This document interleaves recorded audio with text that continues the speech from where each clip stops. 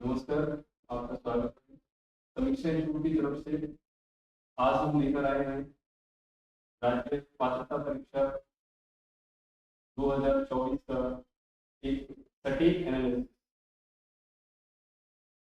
आइए आज हमारे साथ जुड़िए और पॉलिटिकल साइंस सब्जेक्ट को लेकर जो भी विश्लेषण आपको जो है जानना है, उसको लेकर आप समीक्षा इंस्टीट्यूट के इस प्लेटफॉर्म से जुड़ सकते हैं और इसका बेहतर एनालिसिस प्राप्त कर सकते हैं। तो आइए आज हम एनालिसिस करने वाले हैं, एक सटीक विश्लेषण प्रस्तुत करने वाले हैं जो है पॉलिटिकल साइंस राज्य पात्रता परीक्षा 2024 एमपी सेट, जो एमपीवीएससी द्वारा जो है आयोजित किया जाता है।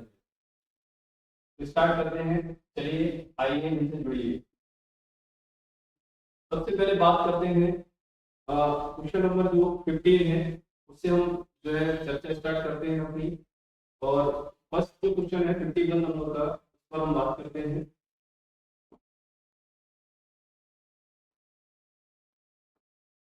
51 क्वेश्चन नंबर जो है आपसे पूछा है कि एक शास्त्रीय संघीय सरकार के निम्न लक्षणों में कौन सा लक्षण भारत में विद्यमान नहीं है। ये कहीं पर विशेष ध्यान रखना है आपको, कौन सा भारत में विद्यमान नहीं है।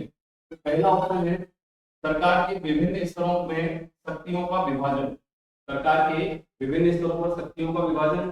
दूसरा ऑप्शन है एक लिखित संविधान। तीसरा ऑप्शन है केंद्रीय व्यवस्थापिका में संघ की इकाइयों को समान प्रतिनिधित्व। और संघीय चौथा ऑप्शन है संघीय विवादों के लिए एक सर्वोच्च न्यायालय। तो इसमें पूछा गया है कि एक शास्त्रीय संघीय सरकार के निम्न लक्षणों में कौन सा लक्षण भारत में विद्यमान नहीं है।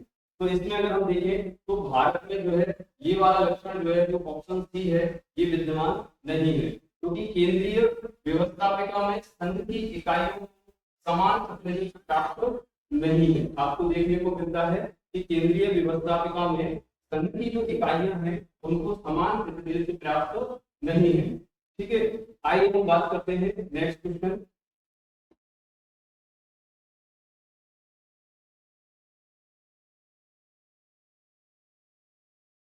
बात करते हैं 52 की। 52 में क्या पूछा गया है कि राष्ट्रपति किनको भारत के प्रधानमंत्री के रूप में राष्ट्रपति किनको भारत के प्रधानमंत्री के रूप में नियुक्त करते हैं। तो इसमें फर्स्ट ऑप्शन है लोकसभा के सदस्यों के बहुमत के जो नेता होते हैं उनको। दूसरा ऑप्शन है राज्यसभा के सदस्यों के बहुमत के नेता को। तीसरा ऑप्शन है राज्यसभा और लोकसभा इन दोनों के सदनों के कुल सदस्यों के बहुमत के नेता को, और उपयुक्त में से कोई नहीं। तो इसमें हम सभी जानते हैं कि जो लोकसभा में बहुमत का जो नेता होता है उसे ही राष्ट्रपति जो है प्रधानमंत्री के रूप में नियुक्त करते हैं। तो ऑप्शन ए जो फर्स्ट है वो हमारा इसमें जो है वो राइट हो जाएगा। चलिए फिर आगे बात करते हैं 53 की और करते हैं।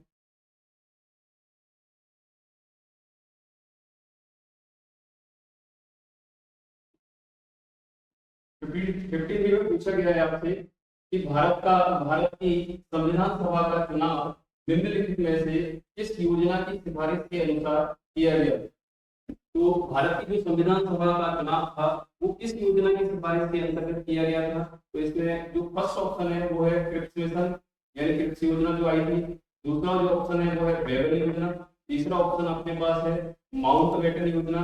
और चौथा ऑप्शन है कैबिनेट मिशन। तो हमको पता है 1946 कैबिनेट मिशन के आधार पर जो है संविधान सभा का चुनाव जो है वो किया गया था। यानी भारत की जो संविधान सभा का चुनाव है वो कैबिनेट मिशन की सिफारिश के आधार पर जो है संपन्न हुआ। कैबिनेट मिशन के आधार पर ही जो है भारत में संविधान सभा का गठन जो है वो किया गया। चलिए बात करते हैं नेक्स्ट क्वेश्चन की।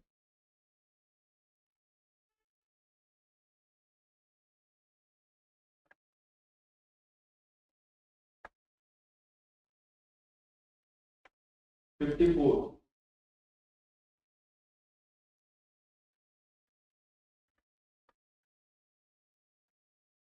54 में पूछा गया है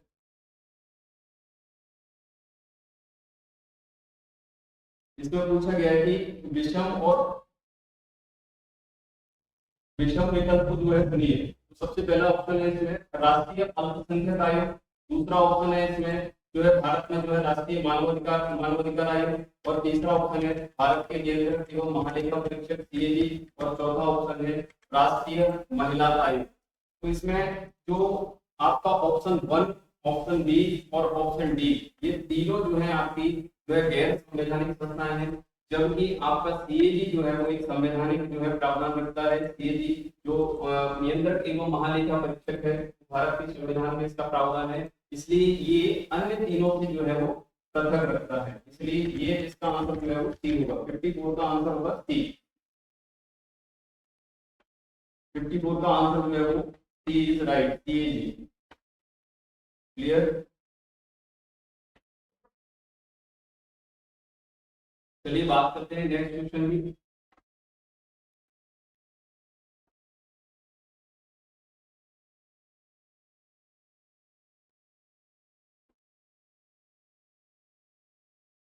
कौन सी संवैधानिक संस्था भारत में राजनीतिक दलों को मान्यता प्रदान करती है? ऐसी कौन सी संस्था है जो भारत में जो है राजनीतिक दलों को मान्यता प्रदान करती है? तो हम सभी जानते हैं कि भारत का जो चुनाव आयोग है, भारत का जो चुनाव आयोग है वो भारत में संवैधानिक रूप से दलों को राजनीतिक मान्यता प्रदान करती है। इसका ऑप्शन बी, 55 का ऑप्शन बी इज राइट। बात करते हैं 56 की ऑप्शन, इसमें हम देखते हैं बस इसमें आपको जो है सही जोड़ी जो है मिलान करनी है। इसमें हम बात करते हैं नेक्स्ट क्वेश्चन पर।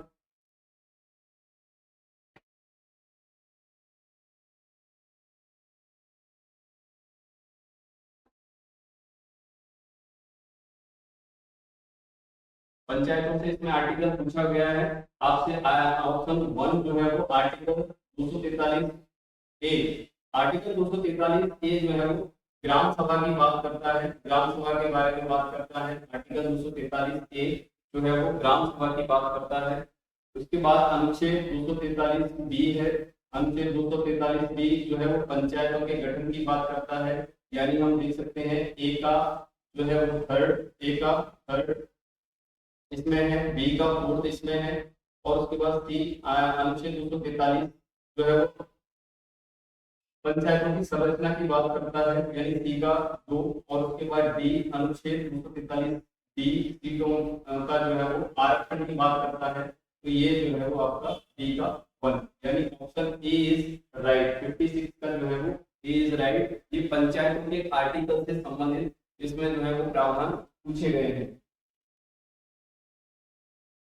बात करते हैं हम नेक्स्ट क्वेश्चन की।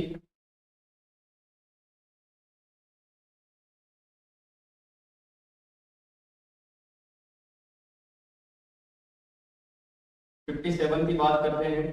57 नंबर क्वेश्चन में पूछा गया है कि विदेशों से ऋण लेने के संदर्भ में भारतीय राज्य, विदेशों से ऋण लेने के संबंध में भारतीय राज्य जो है उनके बारे में पूछा गया है। उसमें बात करते हैं ऑप्शन ए, विदेशों से ऋण ले सकते हैं।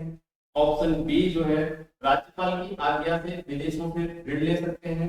ऑप्शन सी जो है वो बात करता है कि आपातकाल में विदेशों से ऋण ले सकते हैं, क्या आपातकाल में राज्य जो है वो विदेशों से ऋण ले सकते हैं। और चौथा ऑप्शन है विदेशों से ऋण नहीं ले सकते। तो हमारे यहाँ ऐसा प्रावधान है कि राज्य जो है वो विदेशों से ऋण जो है वो नहीं ले सकते, विशेष अनुमति के द्वारा ही ऐसा प्रावधान संभव है। तो विदेशों से ऋण जो है वो नहीं लिए जा सकते। ठीक है, इसमें जो है 57 का राइट आंसर जो है वो डी होगा। चलिए बात करते हैं नेक्स्ट क्वेश्चन की। 58 की बात करते हैं। 58 में क्या पूछा गया है? 58 में लिखा हुआ है, देखिए पढ़ते हैं, देखते हैं कि निम्नलिखित में से कौन सा कथन राज्यपाल के संदर्भ में सही नहीं है? राज्यपाल के संदर्भ में सही नहीं है। फर्स्ट ऑप्शन जो है ए जो है वो क्या है कि ए जो है बात करता है कि राज्यपाल भारत के राष्ट्रपति के प्रति उत्तरदायी होता है। ये बात जो है बिल्कुल सही है। तो इसमें पूछा गया सही नहीं है, तो हम पहले देख सकते हैं कि कौन कौन से जो है वो ऑप्शन जो है वो सही है। तो पहला ऑप्शन जो है वो क्या है, राज्यपाल भारत के राष्ट्रपति के प्रति उत्तरदायी होता है, ये बात सही है। राज्यपाल को राष्ट्रपति के द्वारा उसके पद से हटाया जा सकता है, ये वाली बात भी सही है, यानी ऑप्शन बी भी हमारा क्या है, राइट है। राज्यपाल को राष्ट्रपति के द्वारा मनोनीत किया जाता है, ये बात भी सही है। राज्यपाल को जो है वो राष्ट्रपति के द्वारा मनोनीत किया जाता है। के बाद नेक्स्ट जो है राज्यपाल राज्य की विधानसभाओं के प्रति उत्तरदायी होते हैं। ये ऑप्शन जो है वो सही नहीं है, तो इसका ऑप्शन जो है वो क्या हो जाएगा, डी इज राइट हो जाएगा। राज्यपाल जो है वो विधानसभाओं के प्रति उत्तरदायी नहीं होता। ठीक है, तो 58 का डी इज राइट।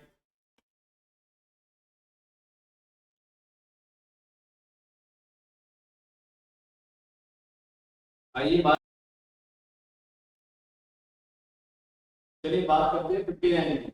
निम्नलिखित में से कौन सा कथन राज्यसभा के संदर्भ में सही नहीं है। तो इसमें पूछा गया है सही नहीं है, राज्यसभा के संदर्भ में कौन सा कथन निम्नलिखित में से सही नहीं है। तो हम बात करते हैं जो है वो सही कथन कौन सा है उसकी बात कर लेते हैं। सबसे पहले हम बात करते हैं कौन सा कथन जो है वो सही नहीं है। तो इसमें फर्स्ट ऑप्शन जो है वो है इसके सदस्य राज्यों की विधानसभाओं के निर्वाचित सदस्यों के द्वारा चुने जाते हैं।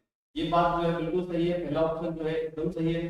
दूसरा, ये संसद का स्थायी सदन है, ये बात भी सही है, यानी ऑप्शन जो है दूसरा भी ऑप्शन जो है वो सही है। तीसरी बात इसमें कही गई है लोकसभा के समान ही शक्तियां एवं स्थिति रखता है। तो राज्यसभा जो है वो लोकसभा के समान जो है वो शक्तियां और प्रावधान जो है वो नहीं रखता है। अर्थात इसमें ये पूछा गया है कि राज्यसभा के संदर्भ में कौन सा कथन सही नहीं है, तो इसमें ऑप्शन सी इज राइट, यानी 59 का जो है वो ऑप्शन सी जो है वो क्या हो जाएगा, सही हो जाएगा, क्योंकि ये जो है वो इसके अकॉर्डिंग जो है वो सही नहीं है। राज्यसभा और लोकसभा की शक्तियां पृथक पृथक होती है। और भारत के और चौथा ऑप्शन अगर आप देखोगे तो भारत के उपराष्ट्रपति राज्यसभा के अध्यक्ष के रूप में कार्य करते हैं, तो ये बात भी सही है, भारत के उपराष्ट्रपति राज्यसभा के अध्यक्ष के रूप में कार्य करते हैं। चलिए बात करते हैं नेक्स्ट क्वेश्चन की।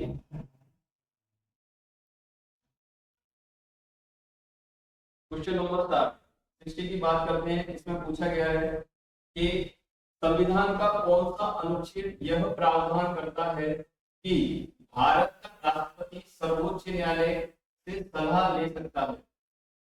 पार्ट में पूछा गया है, क्वेश्चन नंबर इस क्वेश्चन में पूछा गया है कि भारत का राष्ट्रपति सर्वोच्च न्यायालय से सलाह ले सकता है, यह प्रावधान किस आर्टिकल में किया गया है। तो यह आर्टिकल 143 में जो है इसका प्रावधान मिलता है।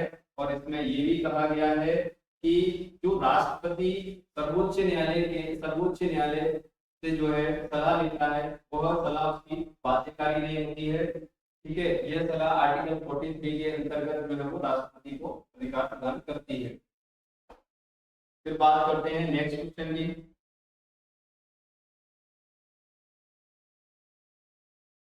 आर्टिकल 61,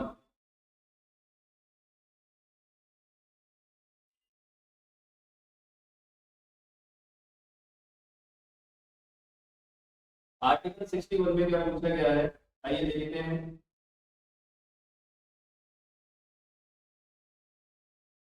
आर्टिकल 61 में जो है आर्टिकल 61 में स्वाधीनता के पश्चात भारतीय अर्थव्यवस्था के विकास हेतु नियोजित अर्थव्यवस्था को अपनाया गया है, जिसके प्रमुख उद्देश्य थे। तो नियोजित अर्थव्यवस्था को अपनाने का क्या उद्देश्य था, ये हम जो है क्रम बाय क्रम देखते हैं। पहला ऑप्शन है इसमें कि उत्पादन को अधिकतम बढ़ाना, जिससे राष्ट्रीय और प्रति व्यक्ति आय में वृद्धि हो सके। एकदम जो है वो सही बात है, राइट आंसर है, फर्स्ट ऑप्शन जो है हमारा सही है। दूसरा, संपत्ति और आय की विषमता को समाप्त एवं गरीबी निवारण किया जा सके। ठीक है, संपत्ति और आय की विषमता को समाप्त कर गरीबी निवारण किया जा सके, ये भी जो है वो नियोजित अर्थव्यवस्था का एक जो है वो उद्देश्य था। तीसरी बात, पूर्ण रोजगार की प्राप्ति, बिल्कुल सही बात है, नियोजित अर्थव्यवस्था का उद्देश्य था कि सबको जो है रोजगार मिले। चौथी जो बात है, जो पॉइंट है, वो है बाजार व्यवस्था मजबूत बनाना, बिल्कुल सही बात है। इसमें चार ऑप्शन सही है, इसलिए इसका जो ऑप्शन है ऑप्शन डी उपयुक्त सभी जो है वो राइट है। तो ऑप्शन जो है वो जो क्वेश्चन नंबर 61 है उसका राइट आंसर जो है क्या है, डी है। चलिए बात करते हैं नेक्स्ट क्वेश्चन की। और नेक्स्ट क्वेश्चन की जो है बात करते हैं, उसमें हम बात करते हैं 62 पर। 62 में क्या लिखा है देखते हैं हम कि भारत में प्रथम मानव विकास रिपोर्ट रिपोर्ट 23 अप्रैल 2002 को नई दिल्ली में प्रधानमंत्री के द्वारा जारी की गई थी।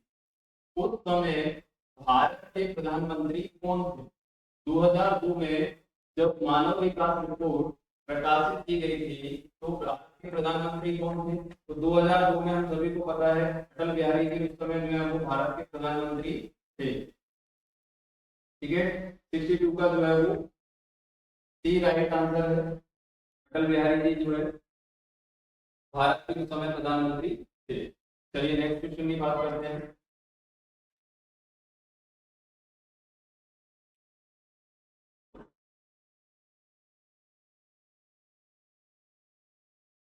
क्वेश्चन नंबर 63, इसमें पूछा गया है कि भारत ने वैश्वीकरण के संदर्भ में निम्नलिखित कथनों पर विचार कीजिए। वैश्वीकरण, ग्लोबलाइजेशन। तो व्हाट इज ग्लोबलाइजेशन? यानी हम बात कर रहे हैं भारत में वैश्वीकरण की, तो इसमें पहला ऑप्शन है कि भारत में वैश्वीकरण से आर्थिक विकास को बढ़ावा मिलना है। बिल्कुल सही बात है, भारत में वैश्वीकरण से जो है वो आर्थिक जो है क्षेत्र को जो है वो बढ़ावा मिला हुआ है। ठीक है, दूसरा इसमें जो पॉइंट है वो है कि भारत में जो है वो मध्यम वर्गीय उपभोक्ता विदेशी निवेशकों के लिए आकर्षण का केंद्र बन गए हैं। बिल्कुल सही बात है, दूसरा ऑप्शन भी जो है हमारा एकदम सही है। तीसरा जो पॉइंट है वो है भारत में उच्च तकनीकी का निर्यात बढ़ा है। बिल्कुल, इंफॉर्मेशन टेक्नोलॉजी वगैरह, हाईटेक टेक्नोलॉजी वगैरह भारत में जो है वो वैश्वीकरण के कारण जो है वो बढ़ रही है। ये बात सही है। इसमें ऑप्शन नंबर डी जो है वो एकदम राइट है। 1, 2 और 3 तीनों पॉइंट जो है वो राइट है, यानी क्वेश्चन नंबर 63 का answer D is right. Clear that? चलते हम नेक्स्ट क्वेश्चन की बात करते हैं।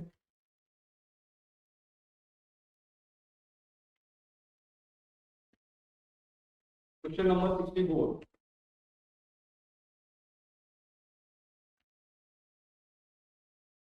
क्वेश्चन नंबर 64 की बात करते हैं। इसमें जो है क्वेश्चन नंबर 64, इसमें लिखा हुआ है कि भारत में राजनीति की अंतःक्रिया के संदर्भ में निम्नलिखित तत्वों पर विचार कीजिए। ठीक है, धर्म और राजनीति की अंतःक्रिया के संबंध में निम्नलिखित कथनों पर विचार कीजिए। तो पहला ऑप्शन है जो हमारा वो है पंथ निरपेक्ष राजनीति का मार्ग कमजोर हुआ है। दूसरा ऑप्शन है धर्म के आधार पर पृथक राज्यों की मांग की जाती है। तीसरा ऑप्शन है यह राष्ट्रीय एकता के मार्ग में जो है बाधक नहीं है। तो इसमें देखते हैं कौन सा ऑप्शन जो है वो हमारा सही होगा। तो इसमें फर्स्ट और सेकंड ये दोनों ऑप्शन जो है वो सही है। फर्स्ट और सेकंड तो किस में आ रहा है? बी। इसका जो है 64 का जो है वो answer is the B is right. Clear? यह राष्ट्रीय एकता के मार्ग में बाधक नहीं होता है, ये ऑप्शन जो है वो गलत है। ठीक है, चलिए 64 का जो है वो बी इज राइट।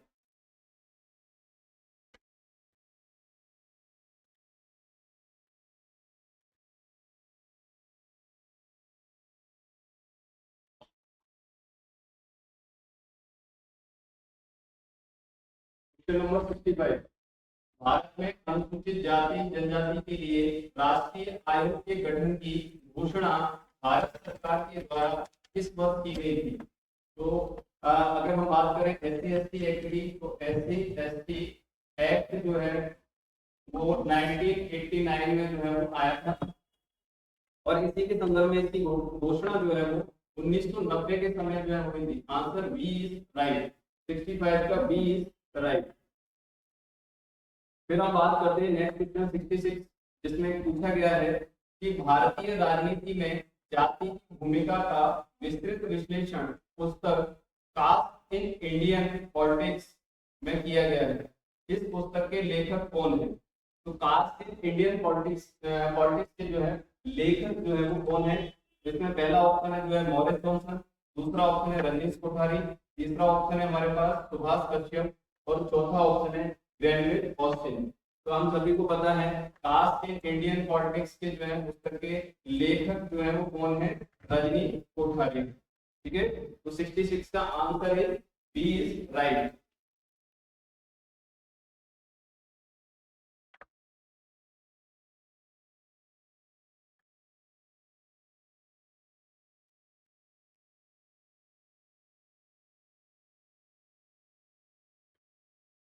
चलिए बात करते हैं 67 की। महात्मा ज्योतिबा फुले ने 1873 में सत्यशोधक समाज की स्थापना समाज सुधार हेतु कौन से राज्य में की थी? ठीक है, तो सत्यशोधक समाज की स्थापना 1873 में महात्मा ज्योतिबा फुले ने की। तो देखो महात्मा ज्योतिबा फुले का संबंध जो है वो पुणे जो है शहर से था, और पुणे जो है वो महाराष्ट्र में पड़ता है, इसलिए महाराष्ट्र जो है वो इसका जो है वो सही आंसर होगा, यानी 67 का जो है वो सी इज राइट। क्लियर। उसके बाद नेक्स्ट क्वेश्चन जो है वो 68, भाषा के आधार पर भारत में गठित प्रथम राज्य कौन सा है? ठीक है, भाषा के आधार पर भारत में गठित प्रथम राज्य कौन सा है? भाषा के आधार पर 1953 में जो है आंध्र प्रदेश का जो है वो गठन किया गया था भाषा के आधार पर। 68 का डी इज राइट आंसर। चलिए नेक्स्ट क्वेश्चन की बात करते हैं।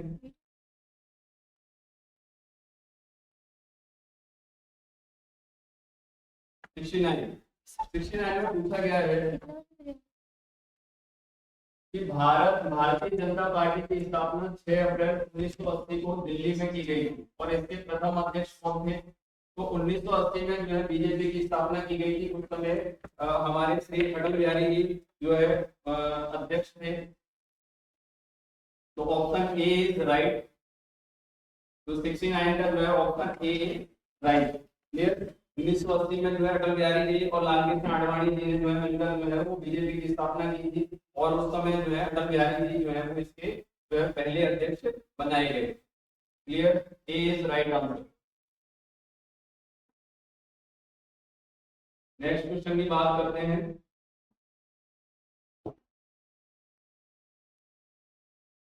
क्वेश्चन नंबर 70, भारत के संविधान के किस संशोधन ने भारत में दल बदल विरोधी कानून को लागू किया? भारत के संविधान के किस संशोधन ने भारत में दल बदल विरोधी कानून को जो है लागू किया? तो दल बदल विरोधी कानून यानी एंटी डिफेक्शन लॉ की बात करें तो एंटी डिफेक्शन लॉ जो है वो 1985 में जो है वो आया था, और इसमें जो है वो 52 अमेंडमेंट जो है वो भारत सरकार लेकर आई थी, और भारतीय संविधान में 10वीं अनुसूची जो है वो इसके अंतर्गत जोड़ी हुई है। ठीक है, तो इसमें राइट आंसर क्या होगा? राइट आंसर होगा आपका ए। ठीक है, 70 का राइट आंसर ए। 52 का जो है वो क्या होगा? अमेंडमेंट। क्लियर।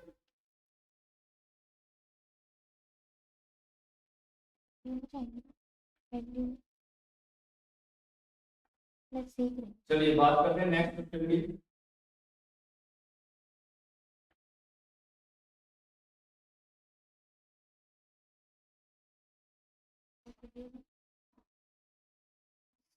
सेवेंटी वन में पूछा गया है कि जब तक लोक प्रशासन का अध्ययन तुलनात्मक नहीं बनाया जाता है तब तब तक इसके विज्ञान होने का दावा खोखला ही बना रहेगा। यह कथन जो है वो किसका है? ठीक है, तो इसमें पूछा गया है, कथन पूछा गया है, और पूछा गया है कि कथन किसका है, तो लोक प्रशासन से रिलेटेड है, और इसमें पूछा गया है कि लोक प्रशासन का अध्ययन तुलनात्मक नहीं बनाया जाता है तब तक इसके विज्ञान होने का दावा खोखला ही बना रहेगा। यह कथन किसका है? यह कथन जो है वो एडम स्मिथ नहीं, और जो है डेविड पार्टो का भी नहीं है, रॉबर्ट ए डहल और टी एन चतुर्वेदी। ये जो है option C is right. Robert A Dahl जो है वो इसका राइट आंसर है। ठीक है, रॉबर्ट ए डहल साहब ने जो है इस बात को कहा था कि विज्ञान होने का दावा जो है वो खोखला ही बना रहेगा। ठीक है, जब तक तुलनात्मक जो है लोक प्रशासन को तुलनात्मक नहीं बनाएंगे तब तक जो है विज्ञान होने का दावा जो है वो खोखला ही बना रहेगा। ये रॉबर्ट डहल साहब ने जो है वो कहा था। चलिए 71 का आंसर जो है वो सी इज राइट। क्लियर। तो बात करते हैं नेक्स्ट क्वेश्चन की।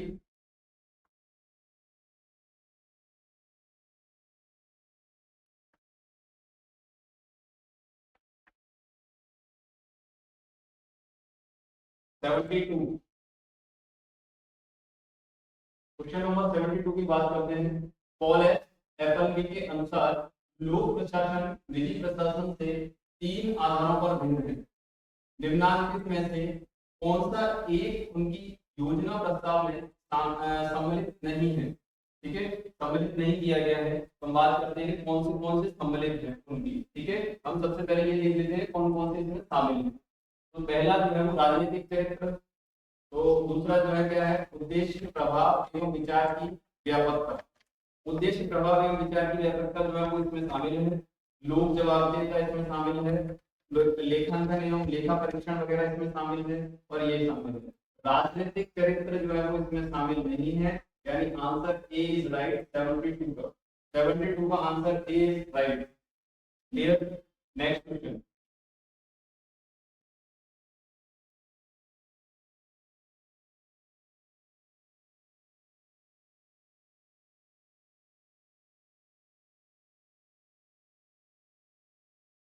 चलिए बात करते हैं 73 की।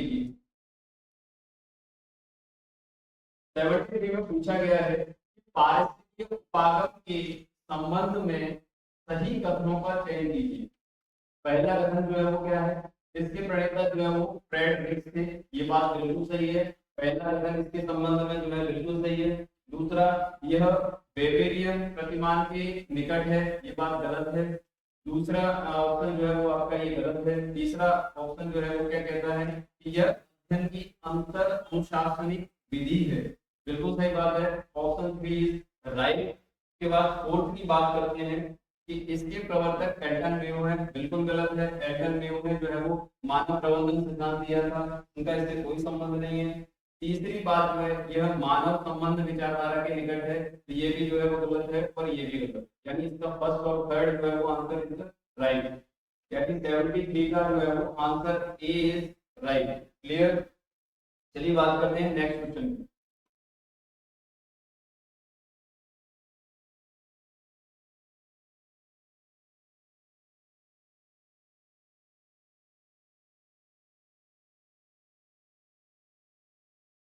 Question number 74।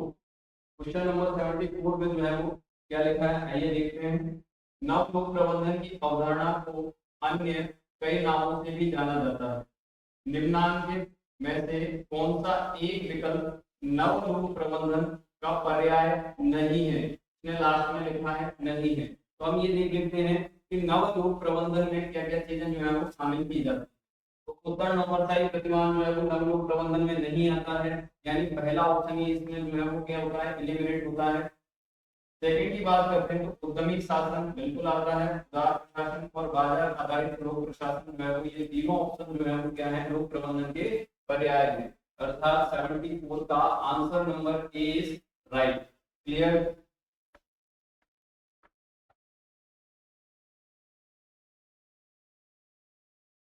चलिए बात करते हैं नेक्स्ट क्वेश्चन की।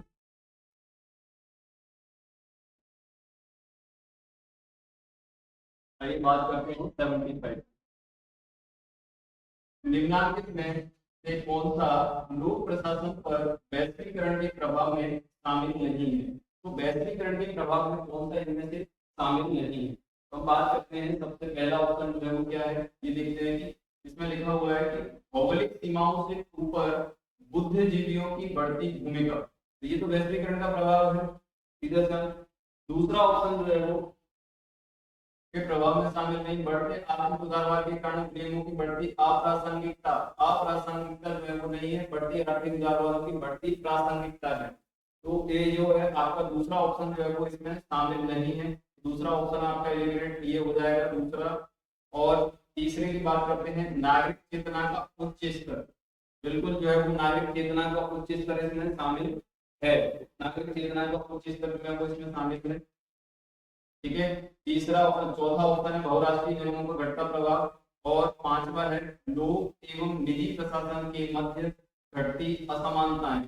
ठीक है, तो लोक एवं निजी प्रशासन के मध्य घटती असमानताएं, इसका ऑप्शन जो है वो 75 का जो है वो राइट आंसर होगा जो है बी, यानी थर्ड, इसका सेकंड, फोर्थ और फिफ्थ, ये जो है वो तीनों ऑप्शन जो है इसमें शामिल नहीं है। ठीक है, 75 का जो है वो answer B is right. Clear. चलिए नेक्स्ट क्वेश्चन की बात करते हैं।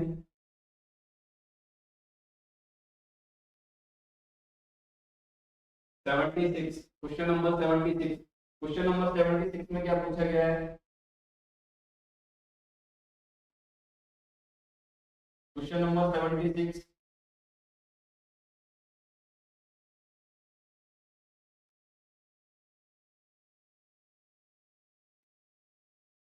संगठन में उत्पन्न संघर्षों को रचनात्मक बनाने या समाधान करने के लिए मैरी पार्कर पोलेट ने 3 विधियां बताई, ठीक है। और निम्नलिखित में से कौन सी विधि उसके द्वारा बनाई गई योजना का हिस्सा नहीं है, ठीक है। तो जो 3 विधियां बनाई गई उसमें प्रभुत्व, समझौता और एकीकरण, ये तीनों जो है वो इस विधियों का जो है वो अंग है।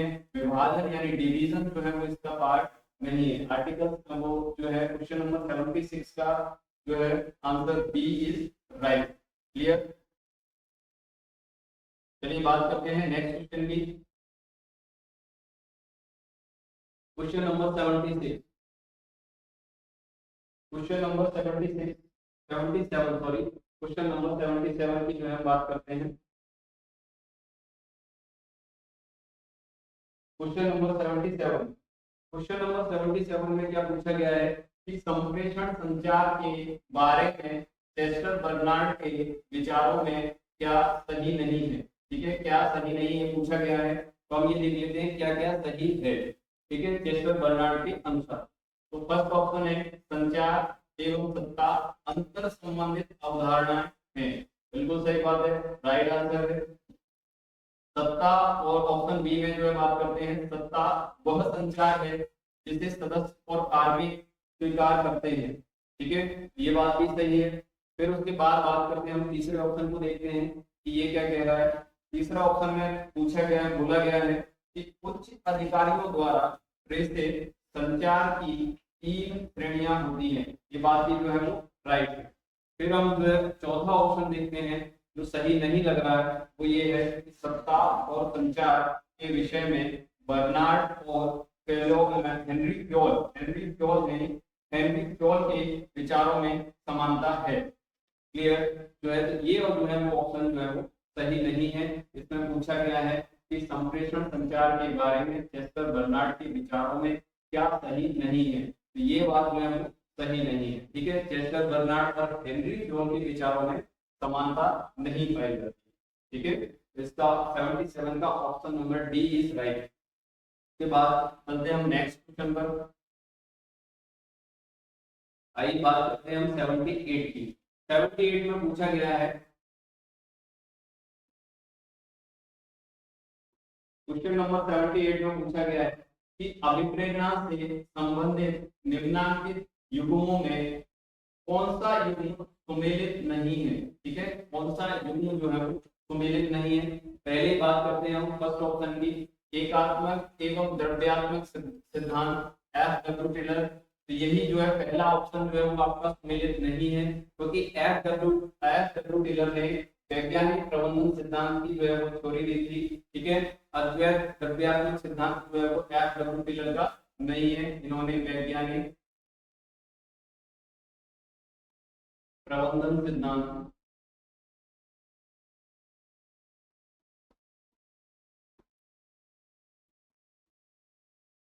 ठीक है, एफ डब्ल्यू टेलर का जो है वो वैज्ञानिक प्रबंधन सिद्धांत जो है वो फेमस।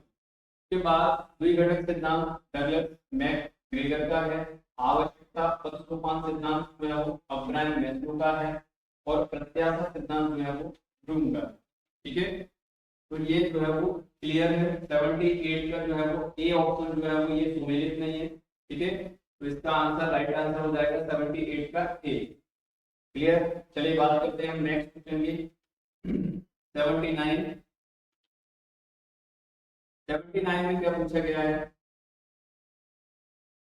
79 में पूछा गया है कि प्रबंधक जो कुछ भी करता है निर्णयों के द्वारा ही करता है, यह कथन किसका, ठीक है। इसमें सीधे सीधे जो है वो एक जो है निर्णय, इसमें जो है सीधा सीधा कथन पूछा गया है, तो हम बात करते हैं कि ये कथन किसका है, ठीक है। तो ये कथन जो है वो Herbert Simon, Peter Drucker, marks और चेस्टर बर्नर, ये जो है वो हर्बर्ट साइमन का जो है क्या है, ये कथन है, ठीक है। 79 का जो है वो ए इज राइट आंसर, ठीक है। हर्बर्ट साइमन ने जो है वो ये जो है प्रबंधक सिद्धांत जो है वो किसने दिया, हर्बर्ट साइमन। चलिए बात करते हैं नेक्स्ट नेक्स्ट क्वेश्चन की।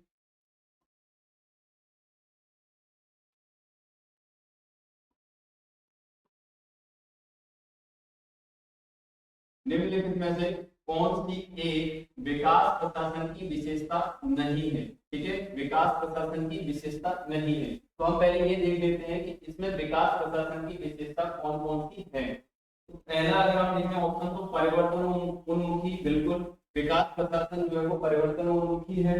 दूसरा बाजारोन्मुखी, बाजारोन्मुखी जो है वो ऑप्शन जो है वो सही नहीं है, ये जो है वो विकास प्रशासन की विशेषता नहीं है। परिणामोन्मुखी सही है, कार्यकुशलता उन्मुखी ये बात भी सही है। इसका ऑप्शन बी इज राइट, यानी जो 80 है, 80 का क्वेश्चन नंबर का बी इज राइट आंसर। बाजार उन्मुखी जो है वो विकास प्रशासन की विशेषता जो है वो नहीं है। क्लियर? चलिए नेक्स्ट क्वेश्चन की बात कर लेते हैं।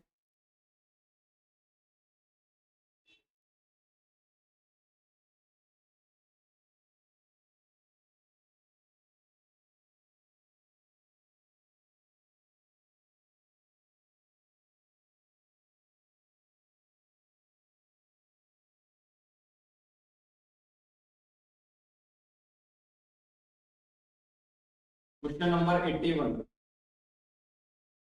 चलिए देखते हैं 81 में क्या पूछा गया है। 81 में पूछा गया है कि निम्नलिखित में से कौन सा सुशासन का एजेंडा बिंदु नहीं है। ठीक है, सुशासन का एजेंडा बिंदु नहीं है। तो पहले ये देख लेते हैं कौन कौन सुशासन के अंतर्गत आता है। ठीक है, तो सबसे पहला ऑप्शन जो है वो क्या है कि जो है ए जो है उसमें लिखा हुआ है प्रभावी एवं कुशल प्रशासन, बिल्कुल ये सुशासन का एजेंडा है।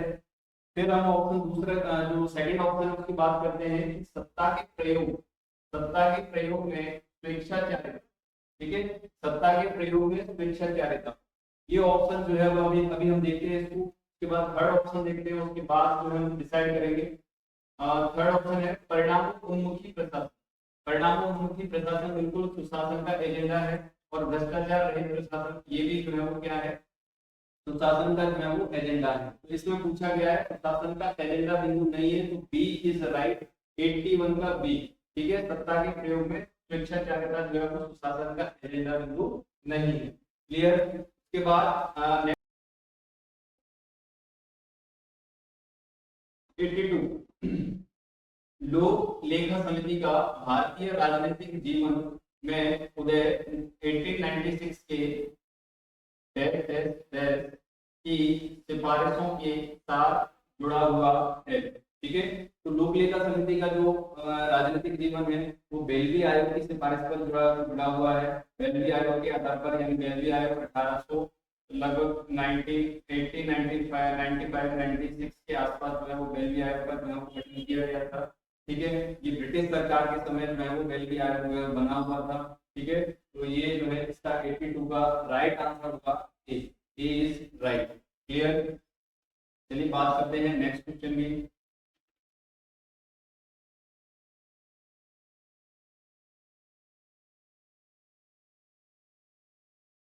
Question number 83।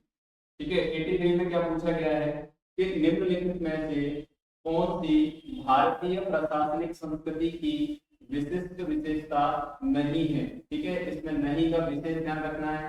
हर क्वेश्चन में आपसे जो है बार बार नहीं पूछा जा रहा है। ठीक है, तो सबसे पहले हम नहीं को हटा के बात करें तो कौन कौन सी विशेषताएं हैं की बात कर लेते हैं कि कौन कौन सी विशेषताएं हैं। ठीक है, प्रशासनिक संस्कृति में जो है पद सोपान जो है वो चलता है, बिल्कुल पद सोपान जो है वो प्रशासनिक संस्कृति का जो है विशेषता है। उसके बाद व्यक्तिगत उन्मुखीकरण, ये भी जो है वो प्रशासनिक संस्कृति का हिस्सा है। तीसरा अगर हम देखें तो सत्ता का दैवीकरण, ये जो है वो भारतीय प्रशासनिक संस्कृति का जो है वो विशेषता नहीं है। ठीक है, तो यही ऑप्शन हमारा जो है वो राइट होगा। और उसके बाद उसमें लिखा है समानता, बिल्कुल जो है वो इक्वलिटी की बात जो है वो प्रशासन में जो है की जाती है। क्लियर? उसके बाद हम बात करते हैं क्वेश्चन नंबर 84। ठीक है, तो इसका 83 का जो है वो राइट आंसर होगा, 83 का राइट आंसर होगा सी, सी इज राइट। क्लियर? उसके बाद हम बात करते हैं 84 की। Question number 84। 84 में सीधा सिंपल सा क्वेश्चन है कि शिक्षा का अधिकार आरटीई कब लागू हुआ। ठीक है, शिक्षा का अधिकार जो आरटीई है वो कब लागू किया गया। तो आरटीई जो है वो हमारा जो है अगस्त 2009, अक्टूबर 2009, जनवरी 2010, अप्रैल 2010 में जो है वो आरटीई को लागू किया गया था। Answer D is right. ठीक है, आरटीई जो है अप्रैल 2010 में लेकर आया गया था।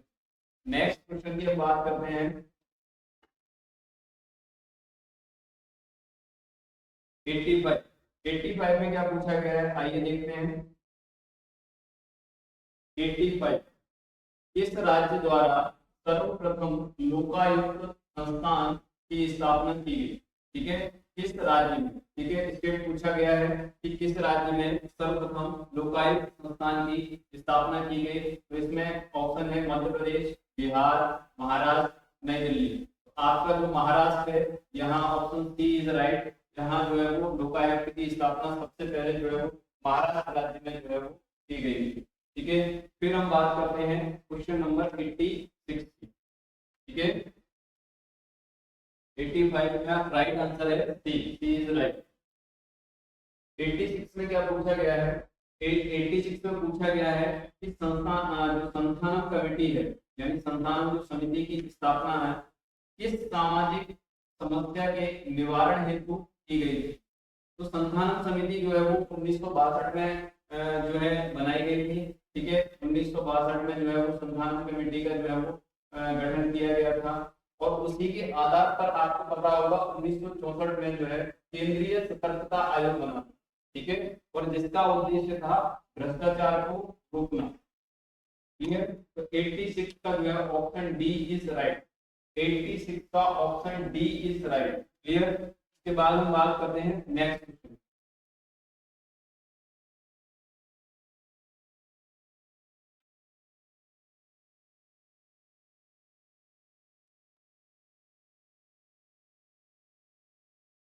Question number 86।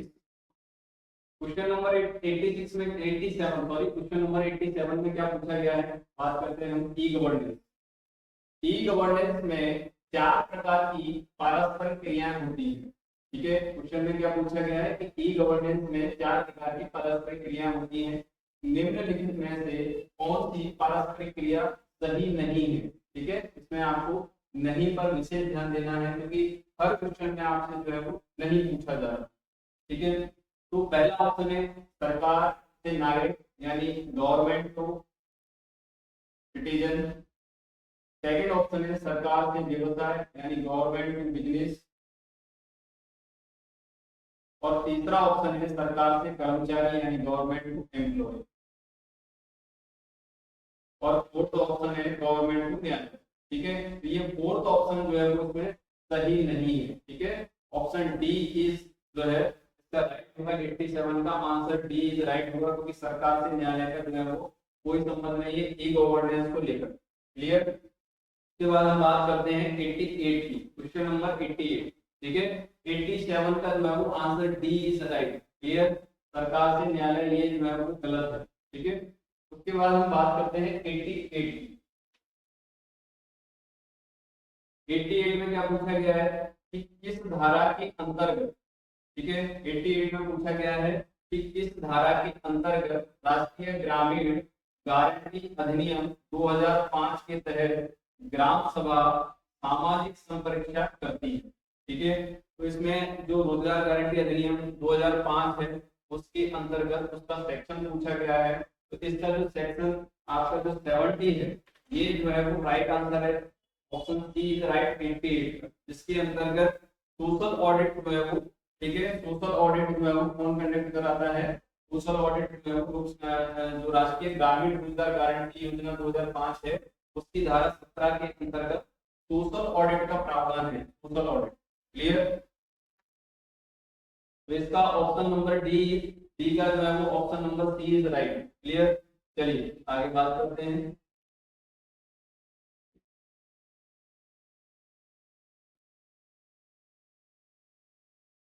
क्वेश्चन नंबर 89 की बात करते हैं।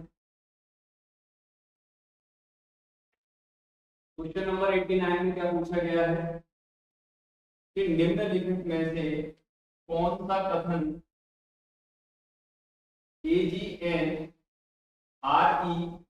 के संबंध में सही है। ठीक है, यानी MGNREGA।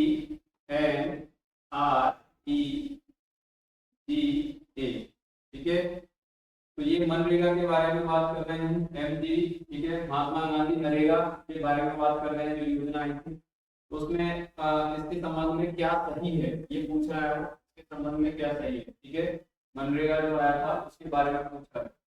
तो फर्स्ट ऑप्शन जो है वो क्या है कि यह एक वर्ष में कम से कम 100 दिन के रोजगार की कानूनी गारंटी उपलब्ध कराता है। बिल्कुल सही बात है, फर्स्ट ऑप्शन इज राइट, ठीक है।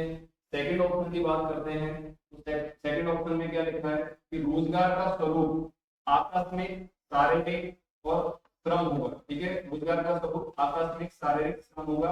बी इज राइट, बिल्कुल सही बात है, ठीक है।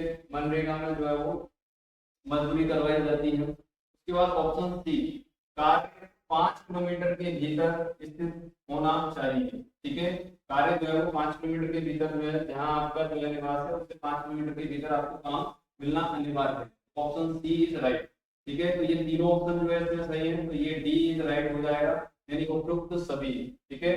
आंसर 80, क्वेश्चन नंबर 89 का आंसर जो है वो डी इज राइट, क्लियर, उपयुक्त सभी।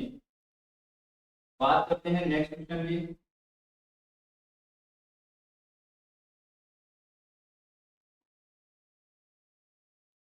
क्वेश्चन नंबर 90, निम्नलिखित में से कौन सा सर्वोत्तम मॉडल का अवयव है, ठीक है, निम्नलिखित में से कौन सा सर्वोत्तम मॉडल का अवयव है। तो पहला ऑप्शन है नागरिक चार्टर, बिल्कुल सही है। लोक शिकायत निवारण, ये भी सही है। और सेवा डिलीवरी क्षमता, ये भी सही है, यानी इसमें तीनों जो है वो राइट है, इसलिए हमारा आंसर हो जाएगा उपयुक्त सभी, यानी डी इज राइट, ठीक है। क्वेश्चन नंबर 90 का डी इज राइट, क्लियर। चलिए बात करते हैं नेक्स्ट क्वेश्चन की।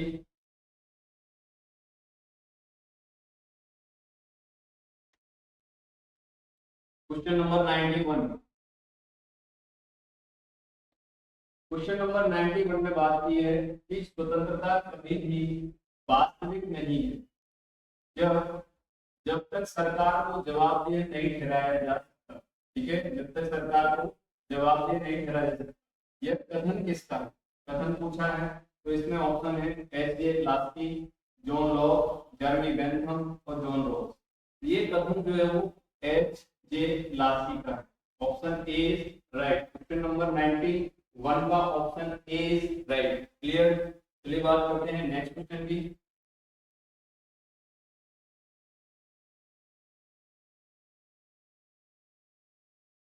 नाइनटी टू में जो है वो क्या लिखा है कि जेम्स ब्राइस ने 4 प्रकार की समानता का उल्लेख किया है, ठीक है, जेम्स ब्राइस ने 4 प्रकार की समानताओं का उल्लेख किया है।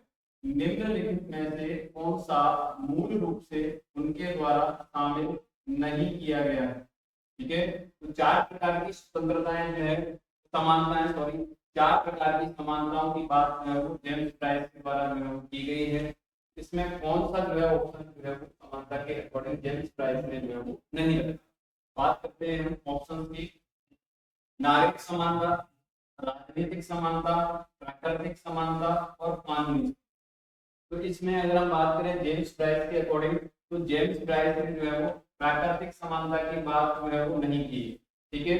उन्होंने 4 प्रकार की समानता बताई है, उसमें एक और समानता जो शामिल है वो है आर्थिक समानता, ठीक है। जेम्स ब्राइस जो है वो आर्थिक समानता की बात करते हैं, और आर्थिक समानता के अकॉर्डिंग जो है वो ये 4 जो है वो समानताएं जो है जेम्स ब्राइस के अकॉर्डिंग जो है वो बताई गई है। इसका 92 का ऑप्शन सी जो है वो जो है सही हो जाएगा, 92, ठीक है, 92 का सी ऑप्शन। चलिए बात करते हैं हम नेक्स्ट क्वेश्चन की।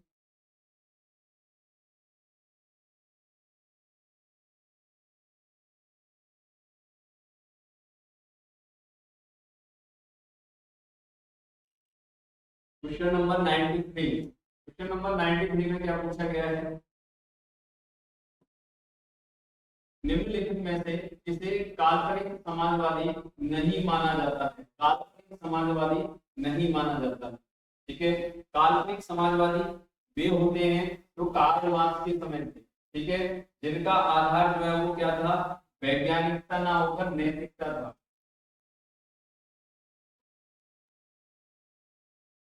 उनको काल्पनिक समाजवादी कहा जाता है। ठीक है, तो अगर हम देखें तो इसमें काल्पनिक समाजवादी कौन कौन नहीं है, कौन जो है वो काल्पनिक समाजवादी नहीं है, तो रॉबर्ट ओवन जो है वो काल्पनिक समाजवादी था, डेविड मैकक्लेलन भी था। ठीक है, उसके बाद चार्ल्स फूरियर भी थे, चार्ल्स फूरियर जो है वो काल्पनिक समाजवादी थे। ठीक है, उसके बाद पीजी प्रूधा जो है ये काल्पनिक जो है वो समाजवादी नहीं थे। ठीक है, पीजे प्रूधा जो है वो काल्पनिक समाजवादी नहीं थे। ऑप्शन डी इज राइट, 93 का ऑप्शन डी इज राइट। जो प्रूधा थे ये जो है वो अराजकतावादी आंदोलन के प्रणेता थे, अराजकतावादी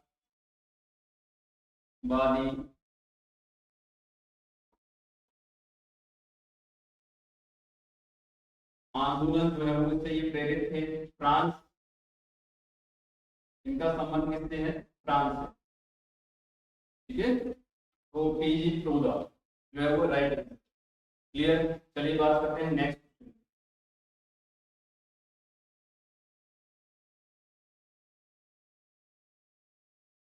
94 में जो है 94 में क्या पूछा गया है, एंथोनी डी क्रेप्सिनी ने शक्ति सिद्धांत को 6 श्रेणियों में वर्गीकृत किया। निम्नलिखित में से कौन सा उस श्रेणी का हिस्सा नहीं है। ठीक है, तो इसमें जो 6 श्रेणियां हैं, 6 श्रेणियों की बात कर लेते हैं। तो 6 श्रेणियों में बलपूर्वक शक्ति, प्रतिक्रियात्मक शक्ति, ये दोनों ऑप्शन जो है वो राइट है। उसके बाद तानाशाही शक्ति की बात जो है वो इसमें नहीं की गई है। ठीक है, तानाशाही शक्ति की बात इसमें बिल्कुल नहीं की गई है। और उसके बाद इसमें आकर्षण शक्ति की बात की गई है। ठीक है, तो इसका 94 का answer number C is right. ठीक है, इसमें 3 शक्तियां ये हैं, उसके बाद विधायी शक्ति भी है, इनाम शक्ति भी है, जैसे रिवार्ड शक्ति माना जाता है, इनाम। ठीक है, और उसके बाद जो है वो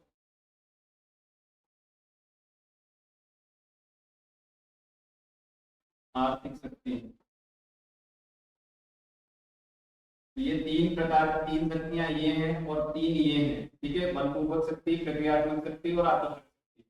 ठीक है, तानाशाही शक्ति का प्रावधान जो है वो एंथोनी डी साहब ने जो है वो नहीं किया है। ठीक है, तो इसका ऑप्शन जो है वो सी इज राइट।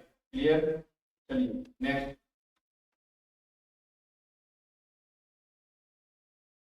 नेक्स्ट है 95।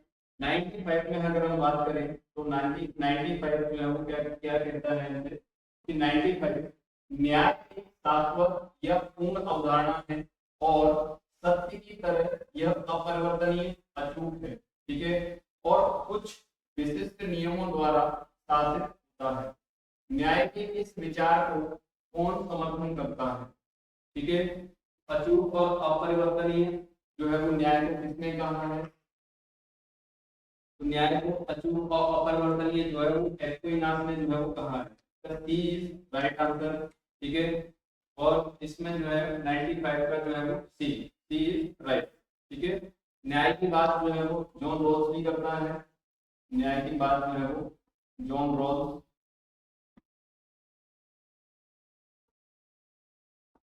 ठीक है, तो ये 95 का answer number C is right. चलिए नेक्स्ट।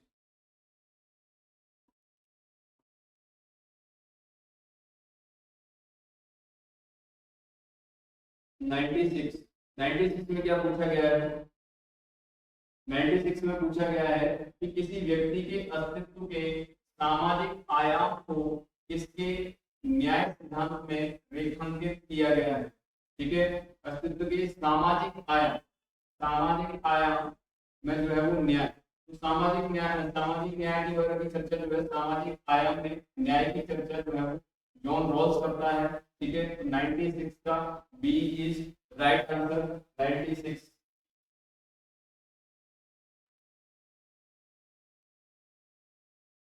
चलिए बात करते हैं नेक्स्ट क्वेश्चन की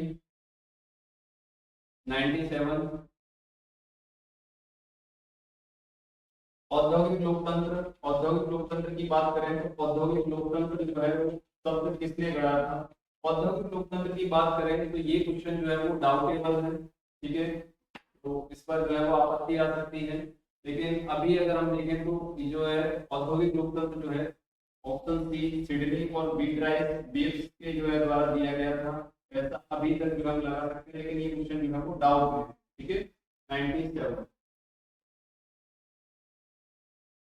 चलिए नेक्स्ट क्वेश्चन की बात करते हैं। क्योंकि इसमें अगर औद्योगिक लोकतंत्र में रॉबर्ट माइकल का नाम भी जो है वो आ रहा है। औद्योगिक लोकतंत्र की जो शब्दावली थी वो रॉबर्ट माइकल, रॉबर्ट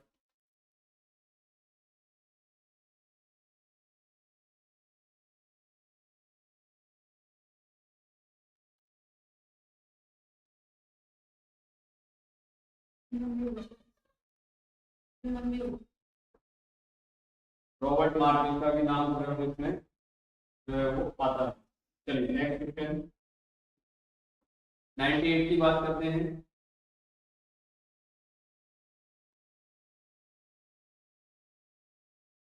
98 में क्या पूछा गया है कि निम्नलिखित में से कौन सा लेखक और उसकी पुस्तक सुमेलित नहीं है। ठीक है, इस नहीं का विशेष ध्यान रखिए क्योंकि हर क्वेश्चन में उन्होंने नहीं को जो है वो इंक्लूड किया है। ठीक है, तो पहला ऑप्शन है जॉर्ज कीली। जॉर्ज कीली की जो बुक है उसका है the psychology of personal construct. ठीक है, ये जो है वो सही है एकदम। उसके बाद जो है ऑप्शन बी की बात करते हैं। उसमें पूछा गया है कि मेरी गोल्डस्टोन क्राफ्ट की जो बुक है vindication of the right of women, तो ये भी जो है वो राइट है एकदम। जो मेरी गोल्डस्टोन ने जो है vindication of the right of women के बारे में जो है वो लिखा था, उनकी ये पुस्तक है ये। Option C JS Mill subjection of women, जो है वो जेएस मिल की पुस्तक है। ठीक है, उसके बाद बात करते हैं ऑप्शन डी। ऑप्शन डी में लिखा है सीला रोबोथम वेब ऑफ फेमिनिज्म, ये पुस्तक जो है वो हिंदी जो है वो नहीं है, यानी ऑप्शन डी इज रॉन्ग। ठीक है, 98 को जो है वो ऑप्शन डी राइट हो जाएगा। इसमें आप ऑप्शन डी को जो है वो सिलेक्ट कर सकते हैं। चलिए नेक्स्ट क्वेश्चन की बात करते हैं।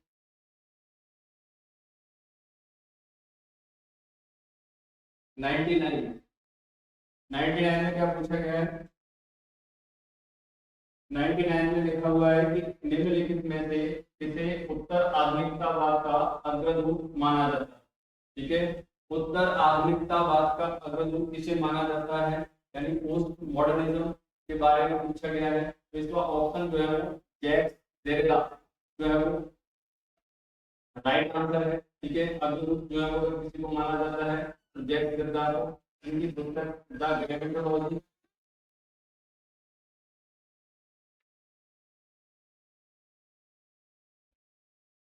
ग्रेविटोलॉजी जैक डेरिडा की पुस्तक जो है वो फेमस है। इन्होंने विखंडनवाद के बारे में जो है बताया था, विखंडनवाद, विखंडनवाद। ठीक है, इन्होंने विखंडनवाद की जो है वो चर्चा की है जैक डेरिडा। क्लियर, 99 का जो है वो ऑप्शन बी राइट।